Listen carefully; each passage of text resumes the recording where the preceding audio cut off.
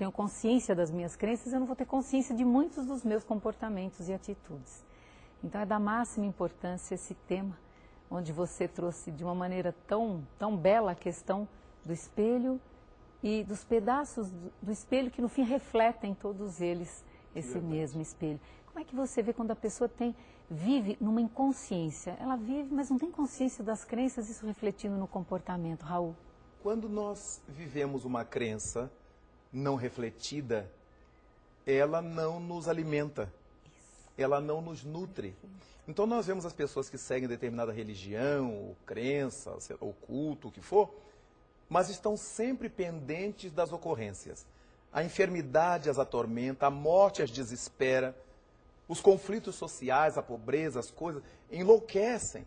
Então, porque eu não tenho explicações, eu não tenho onde buscar elementos que justifiquem a dor da terra, a morte na terra e outros tantos fenômenos da vida humana. É muitíssimo comum nós encontrarmos as pessoas todas paramentadas com sua camisa do time, já que comparamos a um time de futebol, mas na hora das coisas graves, elas estão completamente a sós, completamente a pé, e justificam de uma maneira muito barata, muito pobre, muito simplista, que Deus é que quer assim. Quando, em verdade, é a vida da gente que nos faz caminhar para a direita ou para a esquerda, para cima ou para baixo, para noroeste ou para sudeste. De modo que a crença que nós adotamos deverá ser uma crença que não seja desmentida pelos fatos. Isto é primordial. Às vezes eu encontro crenças que o bom senso joga no chão imediatamente, mas os seus líderes não deixam que os seus profitentes desenvolvam o bom senso. Como as pessoas não têm uma crença muito bem alicerçada, elas têm algo que se chama medo. E são doutrinadas ou endoutrinadas pelo medo. E isso você não pode perguntar, porque senão você está no inferno, senão é castigo, isso é proibido, isso é mistério de Deus. Ora, se fosse mistério de Deus, por que ele botou para a gente ver? Por que ele colocou à minha frente? É como a mãe que põe o doce na mesa e diz que a criança não pode mexer.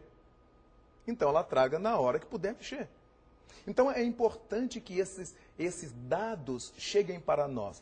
Se a gente assevera que a nossa crença, religiosa no caso, nos fala tal coisa, e a prática, a vida social, o desenvolvimento científico nos mostra que não é bem assim, a crença está desmoralizada.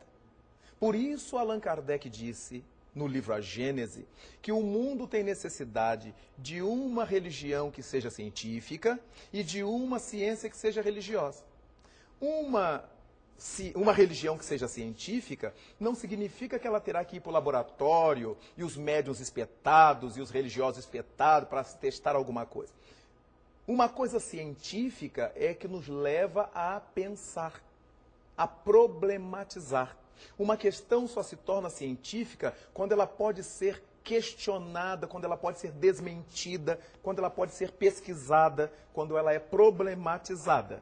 Aí nós temos uma questão científica. O Espiritismo é eminentemente científico, porque as suas questões são abertas. E nós discutimos, nós concordamos, nós discordamos.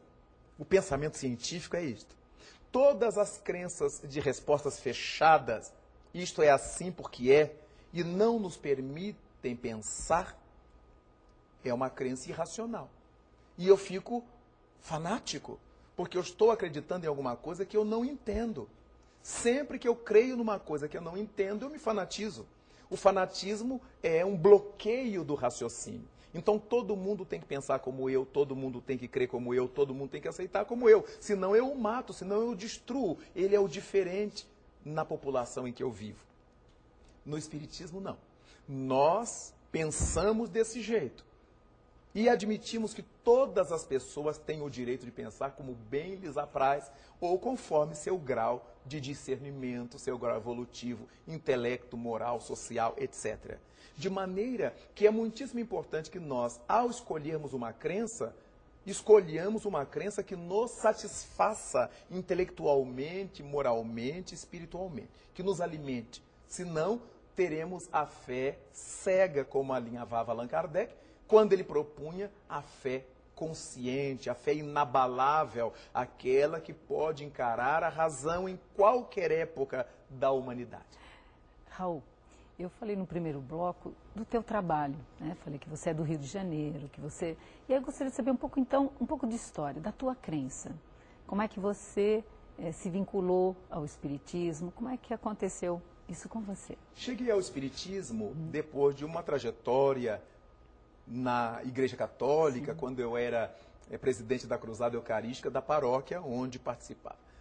Embora tenha sido eu filho de uma mulher médium, e médium de efeitos físicos, de psicografia, de psicofonia, e tenha sido criado até a desencarnação dela nesse contexto, eu acabei fazendo minha formação básica religiosa na Igreja Católica. Meu pai me levou para a Igreja Católica e eu sempre tive um respeito muito grande pela Igreja Católica e tenho até hoje.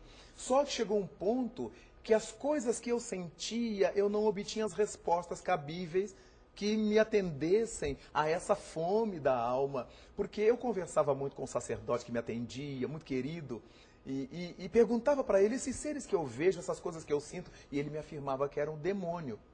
Eu dizia, mas eu vejo minha mãe que vem conversar comigo, é o demônio, e me criou um conflito, porque tudo que minha mãe me dizia eram coisas boas para mim, para o meu encaminhamento, me davam segurança, me davam condição de me relacionar bem com a vida e de sofrer menos.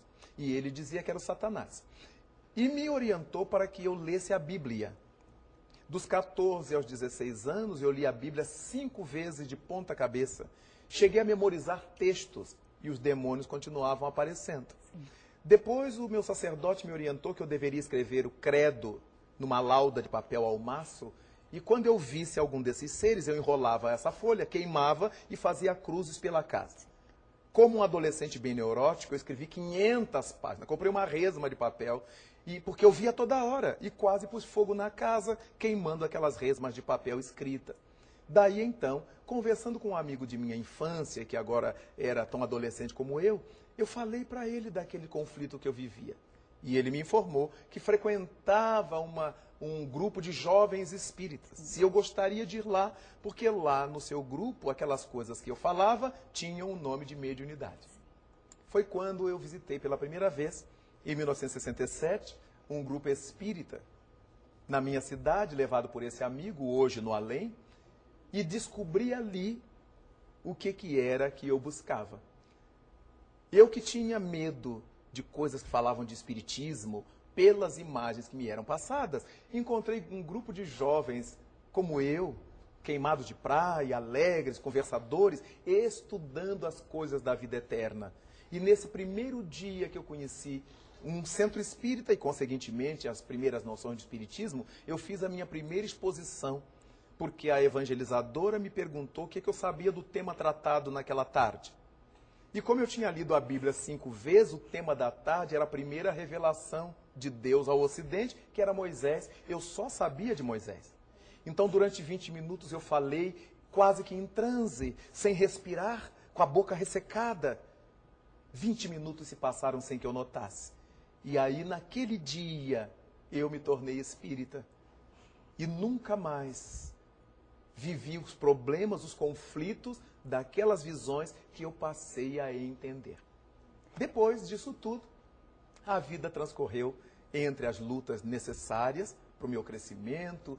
Fundamos a Sociedade Espírita Fraternidade há 29 anos, e essa Sociedade Espírita Fraternidade mantém um departamento social que se chama Remanso Fraterno, onde temos cerca de 300 crianças, e a elas oferecemos, crianças carentes, crianças de um bairro pobre, oferecemos não só a creche, mas a escolaridade formal até o 5º ano, e depois o reforço escolar, serviço médico, dentário, psicológico, social.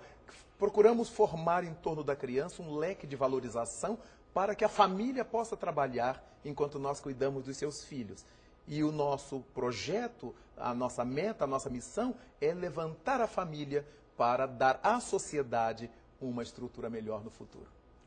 Raul, é uma alegria muito grande, mas infelizmente o programa chegou ao seu final.